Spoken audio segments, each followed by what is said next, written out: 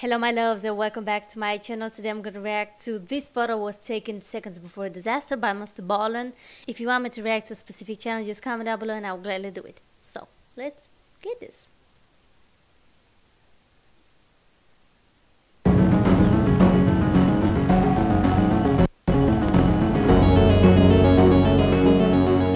In 2017, 27-year-old Lydia Makarchuk left her home country of Ukraine and moved to Bracknell, which is a town just outside of London. Shortly after moving into her new apartment, Lydia went out and got a job as an accountant at a local hotel.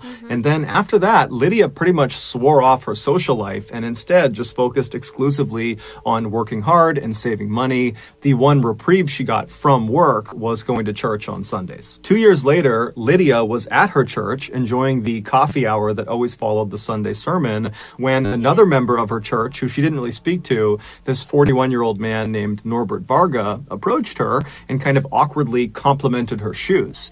And she was so flattered by this that it opened up a friendly conversation between the two of them. And during this conversation, Lydia was pleasantly surprised to find out that Norbert was an expat too. An expat is someone who lives outside of their native country. Norbert had moved to the UK in 2018, so that's 1 year after Lydia had moved to the UK, and he came from Hungary, which shares a border with Ukraine. And just like Lydia, when he got to the UK, he kind of put all his energy into his work and trying to save money. He was a radio technician and a photographer. And so the two spend the rest of this coffee hour chatting and enjoying each other's company. And then afterwards, when they left the church and they both got home, they both found themselves thinking about the other. There was clearly an attraction there. And so the following Sunday, they both very eagerly rushed back to church in order to spend more time together. And sure enough, during that coffee hour, they spent the whole time together just chatting it up. And then afterwards, they exchanged phone numbers and made plans to get together outside of church. They were going to go on a date.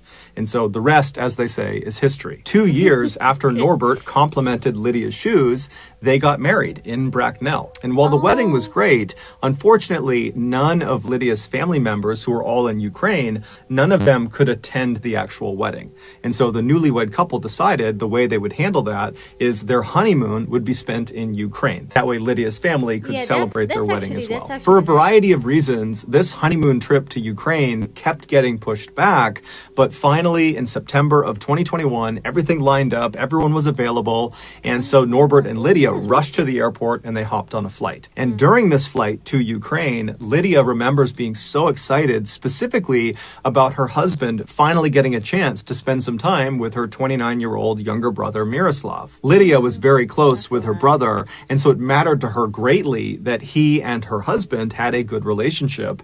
But to that point, because of the great physical distance between the UK and Ukraine, the two had really not had that much interaction, and so they really didn't know each other very well. And so this trip was really important to Lydia, and Miroslav, he really picked up on that because he put together this camping trip for the end of their stay in Ukraine, where he knew he'd be able to step aside with Norbert and chat with him and get to know him a little bit. And so that was kind of like the fail-safe, where if he and Norbert did not get a chance to speak all week because they were visiting with so many people, they would have a chance to at the end of the week on this camping trip. So after a few hours of flying, Lydia and Norbert touch down in Ukraine, and they make their way to Lydia's family's house where they're going to be staying for the week. And that night, and for the next several days, the couple was swamped with several family reunions and meetups with old friends that hadn't seen Lydia in years. And so Norbert and Miroslav were not getting any time to themselves. And Lydia really knew that. And so she and Norbert began looking forward to this camping trip because that not only represented a kind of peaceful break from the chaos of all these reunions, but it also did represent the one chance they knew Miroslav and Norbert would get to interact with each other. And so finally, September 15th, the end of the week, it came, and it was time to go on this camping trip. And so Lydia and Norbert and Miroslav and 9 other family members, they all packed up their tents and their camping belongings, and they loaded up a couple of cars, and they drove over to the base of the Carpathian mountain range. This mountain range, which stretches for nearly 1,000 miles across Eastern and Central Europe, are very popular amongst tourists because it's stunningly beautiful. Everything is green and lush, and there are these crystal clear lakes and breathtaking waterfalls and all these amazing animals running around, and there's no mosquitoes, and they have these really cool hikes that bring you up to these very very impressive overlooks. And so that night, Miroslav had made reservations for this one campsite, this very popular campsite that was up in this clearing, not too far up the mountain, and it had this great view down to the forest below, and because it was in a clearing, it had this unobstructed view up to the sky where in this area you could look up and just see stars in every direction. And so when Lydia and the rest of this group arrived in the parking lot's mountain range, they were all really excited to get up to this campsite and just enjoy being there. And so they park their cars, they get their gear out, they find the trailhead, and then they begin hiking up the mountain. And about 2 hours later, they arrive at this clearing. They find their campsite, which was marked by this small fire pit underneath a couple of trees. And so they go over and they set their tents up, and some people go out and get some firewood. And then before long, a fire was made, and this group of 12 people that had not seen each other in so long, they just sat down and began enjoying each other's company. They put tea on, they were swapping stories. It was really just this wonderful time. And then around 8 p.m., the sun started to set, at which point this huge group just stopped and enjoyed this beautiful sunset. And then once the sun had gone down, there were 2 kids that were there on this trip. And so they were put to bed in their tent. And then the remaining 10 adults just kind of hung out by the fire and enjoyed each other's company. And it was actually during this second half of the night that Norbert and Miroslav finally really got a chance to just chat with each other. So for about an hour, they were talking to each other, and Lydia is just watching this happen, and she couldn't be happier. This is like the perfect ending to this trip. And then around 9 p.m., Norbert stands up. Lydia sees him stand up, and he tells the group he's going to run back to his tent, which was a ways away from the campfire, and he was going to get his camera. And so Lydia said, okay, no problem. And she remembers watching him walk off into the distance, because when you're at the campfire, if you're looking away from the campfire, everything is pitch black in that direction. And so she watches him disappear into the darkness, and then she and her brother and everyone else just kind of turn back towards the campfire. And then all she remembers about what happens up this next is she heard a whistling sound. And at first it was very faint, but it started to get very, very loud. And when it got loud, she tried to kind of figure out where it was. But before she could, suddenly something hit her in the face, predominantly hit her in the nose. And as soon as it did, she went blind, she went deaf, and then she felt herself on the ground, and she has no idea what's going on. And all she can remember thinking is, oh my God, something horrible has happened to me. I might die. I don't know what's happening, but I might die.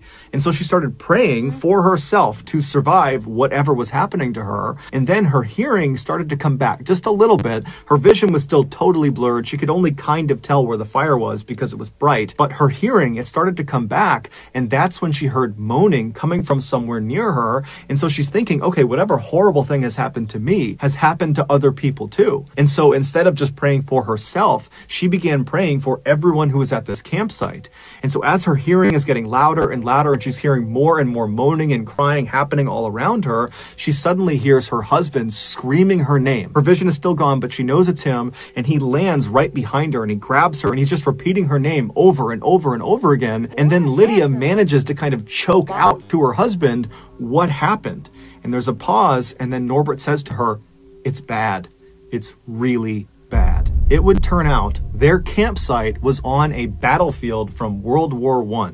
And buried underneath the soil, right under their fire pit, was an unexploded bomb from World War I. Meaning, for over 100 years, countless campers have arrived at this campsite and lit fires on top of this bomb that they couldn't see. And each fire gradually eroded the outer metal casing of this explosive until finally that night in September, with Lydia and 11 of her loved ones nearby, their little fire finally was it. It pushed through that last little bit of the casing and it ignited the bomb and it detonated. That whistling that she heard was the sound of the fire finally cutting through that casing and being exposed to the fire. And then that thing that struck her in the face, that hit her right on the nose, that was almost certainly a piece of the bomb itself. So shrapnel that was cutting through her face. And then the moaning she heard was primarily her brother, who was right next to her. Lydia would be gravely wounded, but she would survive.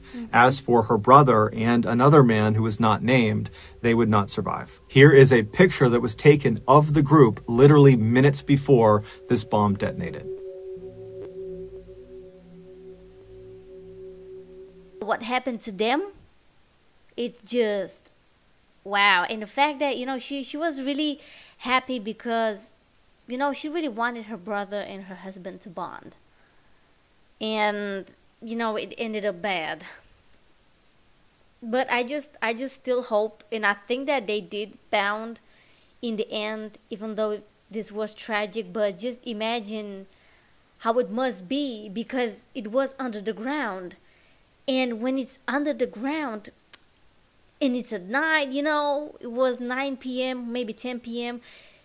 Not everybody is, you know, how can I say? It's not that they weren't paying attention. It's just hard to tell. You know what I mean? Like, it's hard to tell. It's under the ground, and you hear like this whistle, and you're like, "Whoa, what is this? What is this?"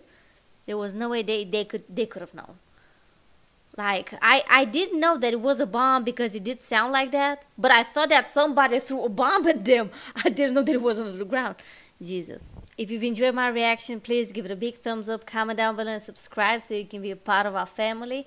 And I will see you in my next video. Bye-bye.